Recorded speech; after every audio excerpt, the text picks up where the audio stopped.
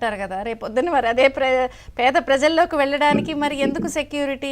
వాళ్ళే కాపాడతారు కదా ఇన్ని నిజంగా మంచి చేస్తుంటే. నాకు కూడా చెప్తుంది ఏంటంటే, ఈ రోజున అతను వివరాన్ని ఇవ్వాలి, కోర్టుకని వివరణ ఇవ్వాలి.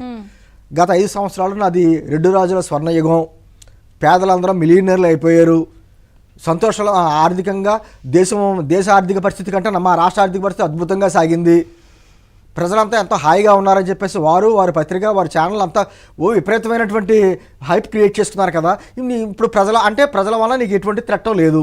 పోను నువ్వు అదేదో సినిమాలో ఉంది చూసారా, నాకు కావాలని నా మీద దాడి చేశారు అంటే అసలు నువ్వేం పొడిచావని చెప్పేసి నీ మీద దాడి చేస్తారంటారు, పోలీసులు జోక్ ఉంది. అలాగా నువ్వు ఏం చేసావని చెప్పి నీకు థ్రెట్, ప్రజల వలన పోనీ ఎటువంటి ప్రమాదం లేదు, పోనీ నీలాంటి ఉద్దేశం ఉన్నటువంటి ప్రభుత్వం కూడా కాదు కూటమి ప్రభుత్వం, నీ మీద దాడి చేసేటువంటి సంస్కృతి ఉన్నటువంటి నాయకులు ఎవరు ఇక్కడ లేరు, పోనీ ఎవరి వాళ్ళ గురించి నీ థ్రెట్ ఉందా వివరణ చెప్పాలి కదా.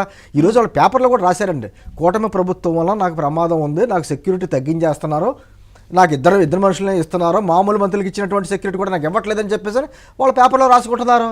అంటే ఒక విధమైనటువంటి ప్రజల్లో ఒక సింపతి మళ్ళీ క్రియేట్ చేసుకుని, అంటే అతను శవం దొరికితే మళ్ళీ వస్తాడు, శవాలు దొరకట్లేదు, ఏదో రకంగా పోన ఢిల్లీ వెళ్ళి హడావుడి చేయాలని చూశాడు, ఇంతమంది హత్యలు జరిగిపోయి అని వివరాలు అడిగితే ఏమో ఇవ్వలేకపోయాడు. ఇప్పుడు ఏదో రకంగా అతను మళ్ళీ ప్రజల్లో ఉండాలనే ఉద్దేశంతో మీరు ఆయన పిటిషన్ పేజ్ నెంబర్ 10 లో చూసారో లేదో, it is submitted in the year 2019. I was attacked with a cock fighting knife at the Visakhapatnam airport. అది వన్ ఆఫ్ ద రీజన్ కూడా చూపించింది. అదే అంటున్నాడు, విశాఖపట్నం సరే కోడికత్తి డ్రామా అనుకుందాం పోనీ, లేదా నిజమే అనుకుందాం. మరి గత 5 సంవత్సరాల్లో కోడికత్తి కేసులో అరెస్ట్ అయినటువంటి శ్రీనివాసరావు ఆ కోర్టుకి వెళ్తుంటే కనీసం ఒక వాయిదాకి కూడా ఎందుకు వెళ్ళలేదు ఇతను? వాస్తవం చెప్పాలి కదా, ఇతను వెనకాల ఎవరో పెద్ద హస్తం ఉందని చెప్పాలి కదా. ఎన్ఐ కూడా ఏముంది, దీంట్లో కుట్రకోణం దాగి లేదని చెప్పింది కదా. మరి అటువంటిప్పుడు ఎందుకు కోర్టు కూడా ఎందుకు వెళ్ళలేదు? అంటే అధికారంలో ఉన్నప్పుడు కోర్టుకు వెళ్ళలేదు, ఇప్పుడు అధికారం లేదు కాబట్టి అతను ఖచ్చితంగా కోర్టుకు వెళ్ళవలసిన పరిస్థితులు ఏర్పడుతున్నాయి. కూటమి ప్రభుత్వం ఏదైతే ప్రొవైడ్ చేసిన the car, A bullet proof Tata safari vehicle of the year 2018, the windshield has a crack running along with the entire length. So మీరు కావాలని ఇలాంటివి చేస్తున్నారు. అది మొన్న మధ్యకాలంలో ఆయన కాళ్ళు బెణికితే దానికి కూడా కట్టుకున్నాడు, దానివల్ల చంద్రబాబు గారి వల్లనే అంటాడు. ఇప్పుడు ఆయన కూటమి ప్రభుత్వం వల్ల నా కాళ్ళు నొప్పి వచ్చింది, లేదా తలనొప్పి అంటే ఇదేమి లేదంటే చెప్పే రీజన్స్ దాంట్లో ఏసీ లేదా, ఏసీ పని చేయట్లేదట. ప్రభుత్వం ఏర్పాటు చేసినటువంటి ఒక వాహనంలో, భద్రతా వాహనంలో ఏసీ పని చేయట్లేదు అన్నాడు ఆయన.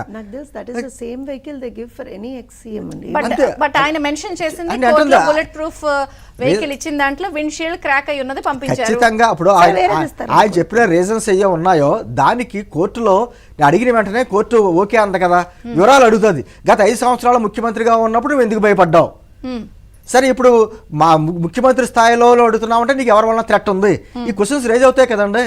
నాకు ఎలా ఉందంటే ఇతని వలన ఇతని మాటలు చూస్తామంటే, గతంలో కూడా చెప్పాను నేను, పోలీస్ స్టేషన్లో వాస్తు బాగోలేదని చెప్పేసి దొంగలు బాధపడ్డారట.